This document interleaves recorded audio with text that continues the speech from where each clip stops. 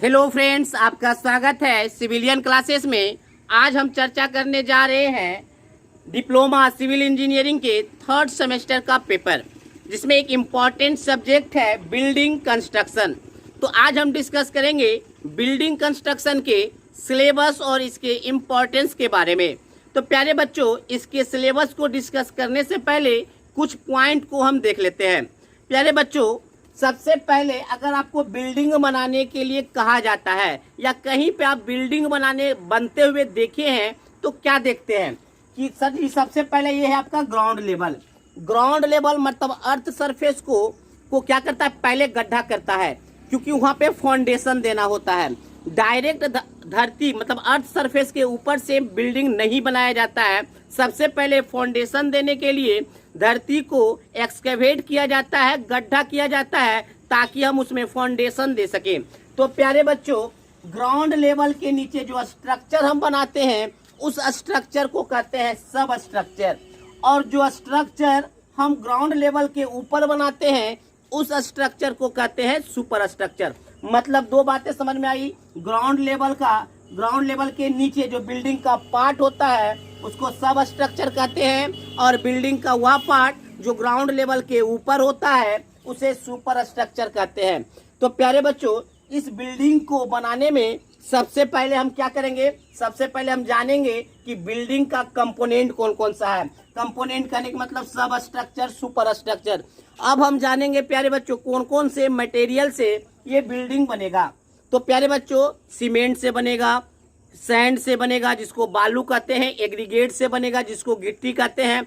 इसके अलावे भी बहुत सारे मटेरियल का प्रयोग करते हैं बिल्डिंग बनाने में, जैसे glass, timber, aluminium, brick, stone. तो उन सारे मटेरियल के बारे में इस टॉपिक में पढ़ेंगे। उसके बारे में हम जान गए, इसके कंपोनेंट के बारे में अब जान गए कौन से मटेरियल इसमें लगेगा। तब हम कंस्ट्रक्शन करेंगे सब स्ट्रक्चर का। सब स्ट्रक्चर में क्या आएगा प्यारे बच्चों, फाउंडेशन। तो हम फाउंडेशन का कंस्ट्रक्शन करेंगे।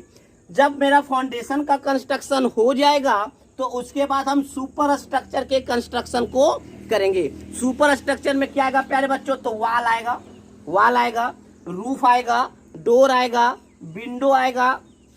वर्टिकल कम्युनिकेशन कहने का मतलब है एक फ्लोर से दूसरे फ्लोर जाने में जो वर्टिकल कम्युनिकेट करता, मतलब सीढ़ी, एलिवेटर, उसके बारे में हम यहाँ पर पढ़ेंगे। ठीक है प्यारे बच्चों, तो सुपर स्ट्रक्चर का कंस्ट्रक्शन करेंगे। फिर उसके बाद जब कंस्ट्रक्शन हो जाएगा, मतलब सब स्ट्रक्चर बन गया, सुपर स्ट्रक्चर बन गया, तो इसको हमको फिनिश करना होगा, जैसे प्लास्टर करना होगा, पेंटिंग करना होगा।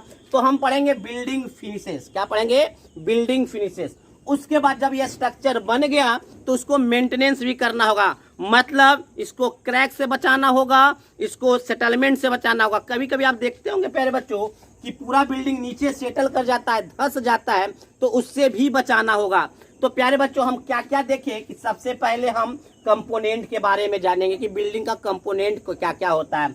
फिर हम जानेंगे कौन कौन से मटेरियल का यूज किया जाता है। तो पहला यूनिट है आपका बिल्डिंग कंपोनेंट एंड मटेरियल। तो पहले यूनिट में इस सब्जेक्ट के पहले यूनिट में हम पढ़ेंगे बिल्डिंग के कंपोनेंट के बारे में और उसमें यूज कौन कौन सा मटेरियल हो रहा है उसके बारे में। दूसरा यूनिट है प्यारे बच्चों कंस्ट्रक्शन ऑफ सब स्ट्रक्चर। सब स्ट्रक्चर को कैसे कंस्ट्रक्ट किया जाएगा, कैसे बनाया जाएगा, वो पढ़ेंगे हम यूनिट नंबर 2 में। फिर उसके बाद हम पढ़ेंगे प्यारे बच्चों construction of super structure. Super structure का कंस्ट्रक्शन कैसे करेंगे। सुपर स्ट्रक्चर का कंस्ट्रक्शन करने का मतलब वाल, फ्लोर, सीढ़ी, ये सब आएगा आपका, डोर, विंडो, ये सब आएगा सुपर स्ट्रक्चर के कंस्ट्रक्शन में। जब हमारा सब स्ट्रक्चर सुपर स्ट्रक्चर बन जाएगा तो बिल्डिंग को फिनिश करना होगा, पेंटिंग करना होगा, प्लास्टर करना होगा। तो अगला यूनिट हम लोग पढ़ेंगे प्यारे बच्चों बिल्डिंग फिनिशेस, जिसमें मेनली हमको पढ़ना है wall finishes and floor finishes. Next प्यारे बच्चों, जब हम बिल्डिंग को फिनिश करते हैं, जब मेरा बिल्डिंग बनकर तैयार हो गया तो उसको मेंटेनेंस भी करना होगा, उसको क्रैक से बचाना होगा, उसको सेटलमेंट से बचाना होगा। तो लास्ट यूनिट में हम पढ़ेंगे बिल्डिंग मेंटेनेंस के बारे में कि कैसे हम बिल्डिंग को क्रैक से बचा सके, सेटलमेंट से बचा सके। तो ये हमारा सिलेबस था प्यारे बच्चों। हम उम्मीद करते हैं कि सिलेबस का हर यूनिट आपको बहुत ही आसानी से समझ में आ गया होगा। तो हर यूनिट को हम बहुत ही विस्तार में पढ़ेंगे, वो हम अगले क्लास में पढ़ेंगे। ठीक है प्यारे बच्चों, अब ये था इसका सिलेबस। अब हम बात करते हैं इसके इम्पोर्टेंस के बारे में।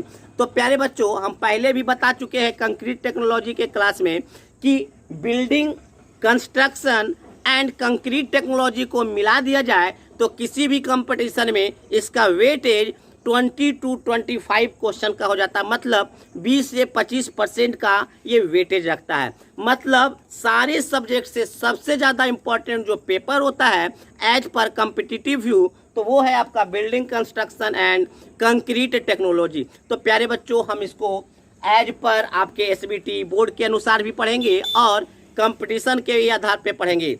ठीक है प्यारे बच्चों, तो आज के लिए बस इतना ही। Thank you.